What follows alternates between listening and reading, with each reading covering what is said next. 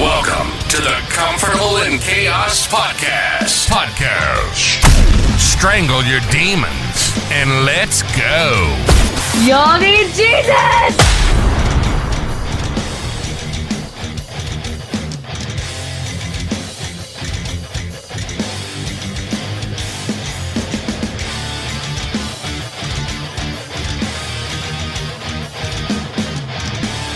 Well, I've got to run to keep from hiding, and I'm bound to keep on riding, and I've got one more silver dollar. Welcome to the Comfortable in Chaos Podcast. I'm not the Allman Brothers, but we have no special talents, and we're passionately curious about all things pertaining to men. How in the hell did we get here? We're living a month and a day, man. Where is it that we want to go? What kind of lead-in is that? Uncle Michael Savage, remember I told you the kids would hear him come on, the Savage, machine guns blasting, Metallica going, and they'd be like, oh, come on, Dad, you know he's not our uncle. But I think that's a better lead-in than Metallica, man, right? Nah, I love Dr. Savage, and that Allman Brothers song's amazing, too. So what the hell do we got to keep from hiding, and what is it that we got to do to keep on riding? Do you remember when we would hear that term, rhino, Republican in name only, but now we don't know who's a rhino, who's a Democrat. We don't know who's who and what's what. And we're talking about running and hiding. But I'll tell you who's doing a good job of reining Catholic Joe Biden in. And we've lamented it many times. Ooh, the Pope's policies, his dogmas, our current Pope, that is, for the good Catholics out there. And of course, the self-professed Catholic, good old Joe Biden. But there is a Catholic organization, and you can go to their website. In fact, if you are Catholic and or if you are conservative, just simply because you are guided by your faith, go to catholicvote.org. They are doing an exemplary job to keep President Joe Biden from hiding. And you remember I had an episode called Hiding Biden. Well, they recently exposed when old President Biden was down in the state of Florida. But he was at a liberal bastion in Florida, and they were at a pro-choice rally. And we know pro-choice is really just a misnomer for cold-blooded, premeditated, planned out, go through many necessary details so that you can slaughter a child. This isn't a crime of passion. This isn't two dudes getting in a scuffle that ends into a life or death matter and one of them comes out alive. It is nothing like that. Someone defending themselves. Nope. You take the defenseless, you take the most innocent, you set it up, you set an appointment, and you go in, dismember, and destroy a baby. So that is the moniker, that is the modern day democratic genocide that disproportionately affects all the people of color who we're supposed to be standing up for. But for some reason, when it comes to their children's death, they really don't care. But CatholicVote.org at that same rally caught Joe Biden doing the sign of the cross when he heard about Ron DeSantis, the governor of that great state, taking more proactive protectionary measures to limit abortion and to save babies. So in that instance, when it came time to saving them, although he was at an event to encourage their demise, President Joe, the ardent Catholic, did the sign of the cross. Wonderful, Joe. But CatholicVote.org is on his ass. They are keeping him in check. You know another thing they've uncovered? I'm going to pull that up. I'm going to see if I can get the Freedom of Information Act. But Joe Biden was told he is no longer to have LGBTQ alphabet soup events at any type of federal installation. and or any type of government building. What he was actually doing during the first couple of years of his presidency was he was having these events not only to support that community, whatever the hell it is, but he was having trans and drag shows with children in the audience. And do you know how he was getting this accomplished? He sequestered them. He started bringing them on Air Force bases.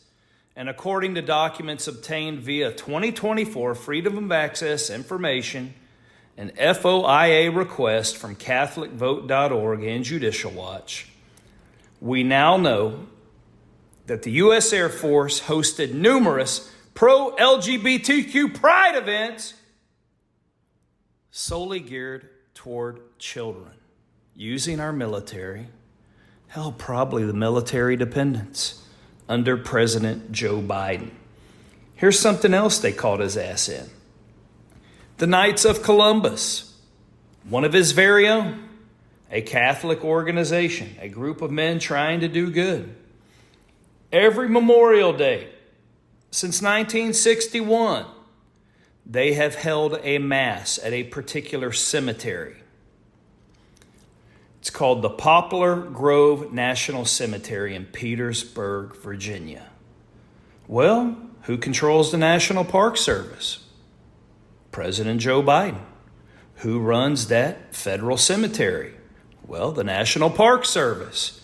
So now, due to CatholicVote.org, there's two organizations and they have filed suit against President Biden because they would like to have their Catholic masses and they would like to pay homage to these great men that are buried in this national cemetery that President Biden has banned.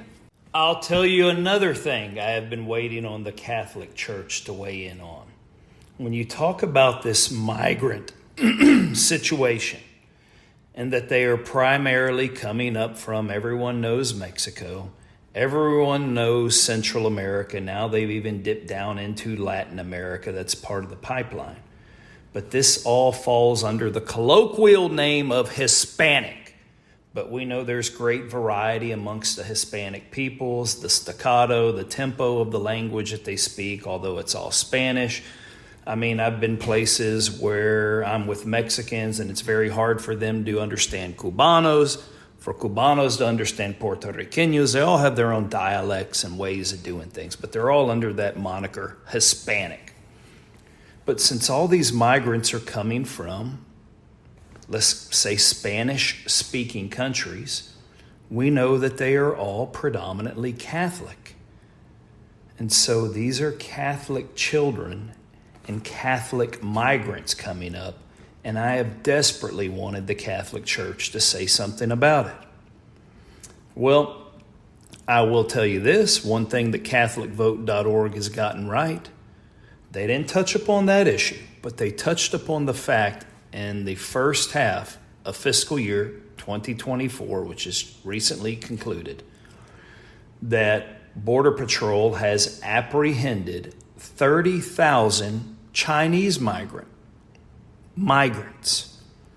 88% of them are single, unaccompanied males. Why would we need 30,000 virile male Chinese coming into the country illegally? Thank you, CatholicVote.org, for exposing that. It's something that I knew, but it was refreshing to hear it from you guys. Another thing that they talked about, especially when detailing the crimes of President Joe Biden and his abortion stance, I knew that he had given the Presidential Medal of Freedom to Nancy Pelosi, another ardent Catholic, and a lady who probably thinks the Eucharist is something that you order in Chinatown in her beloved San Francisco that she ran to shit. But not only has President Joe given the highest civilian honor to Catholic Nancy Pelosi, also good old John Kerry, which I find really ironic because if you've heard me in the past and we talk about Ukraine, and we know that Joe Biden loves Ukraine, doesn't he? He loves fighting in Ukraine. You know why he loves fighting in Ukraine? Because that rich, deep, black soil that at one time supported all of Europe and still can. A deal was made with President Zelensky and the financial behemoth that really controls everything, BlackRock. They already own it. They have got to get the Russians out of there because they have big plans. They have big plans to make money in Ukraine, meaning U.S. companies, U.S. infrastructure. And so just like Lindsey Graham just said, if we give them enough weapons and money, something will happen because they'll fight to the very last Ukrainian. Thank you, you warhawk son of a bitch. You scallywag.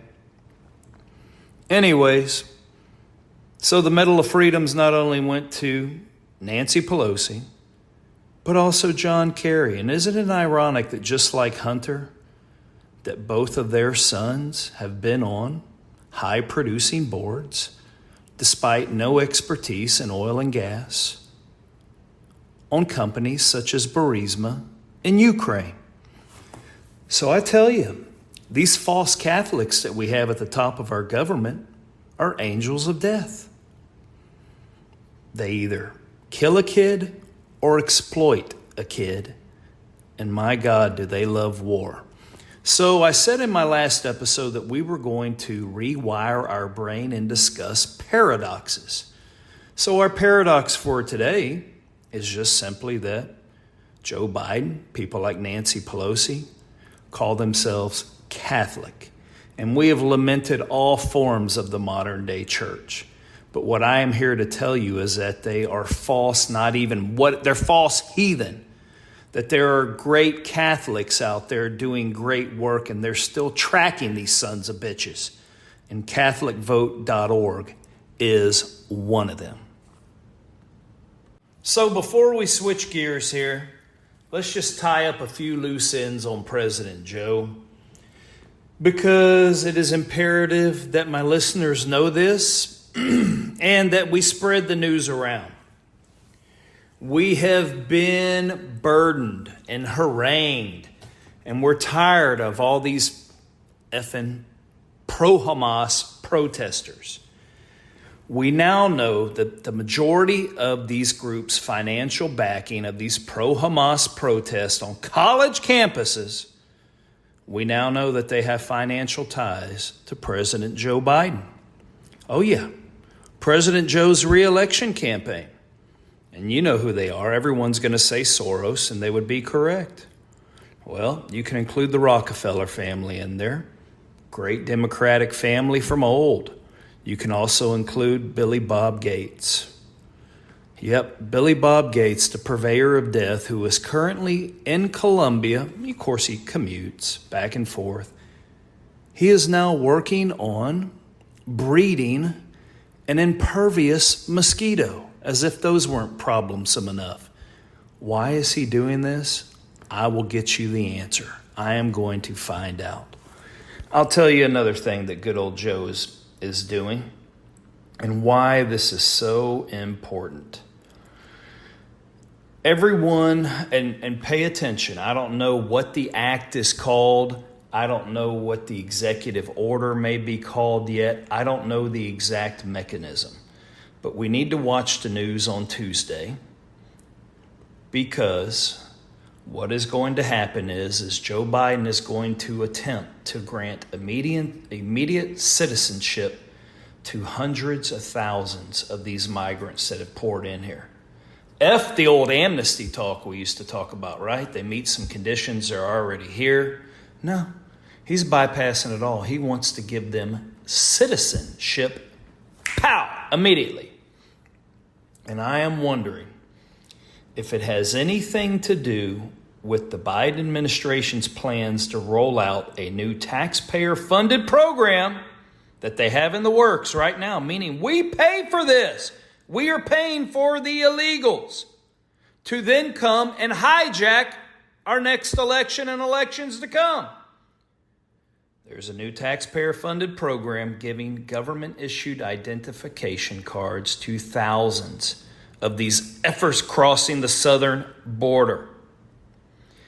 It is to roll out this summer with the distribution of approximately 10,000 cards, meaning governmental ID, although these people are illegal, in their first beta test. If that goes well and they can procure services, get done what they need to get done as they meander around our great country, then they are going to roll out some more.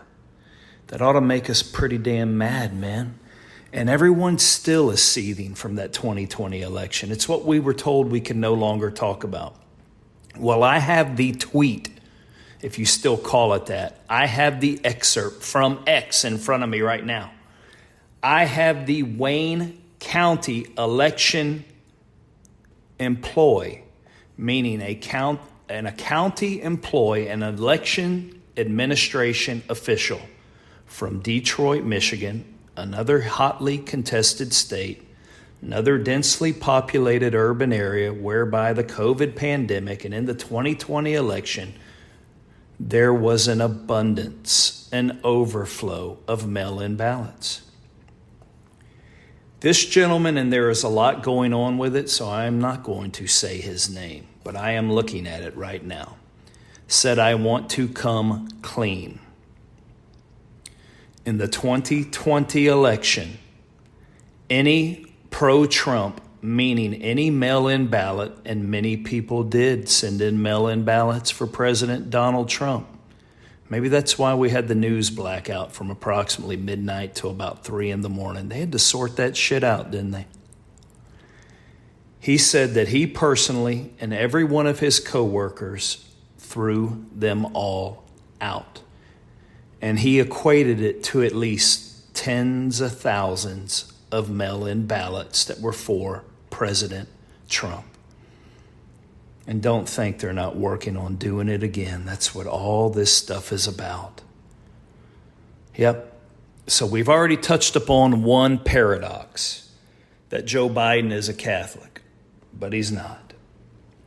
The second paradox is, we talked about democracy and death in the last episode and episodes leading up to that. And we know with all these Hamas protests, and we know about the war in Gaza and all that good stuff. You know, I did a whole episode on who the UNRWA was. That's the United Nations Relief and Works Agency for Palestinian Refugees. Now, they've been around for a bit, but what we didn't know until this war kicked off after October 7th was they were solely a front for Hamas terrorists.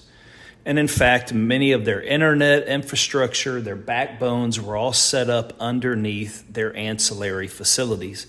And their main terminal for communications was set up under their main building in Gaza.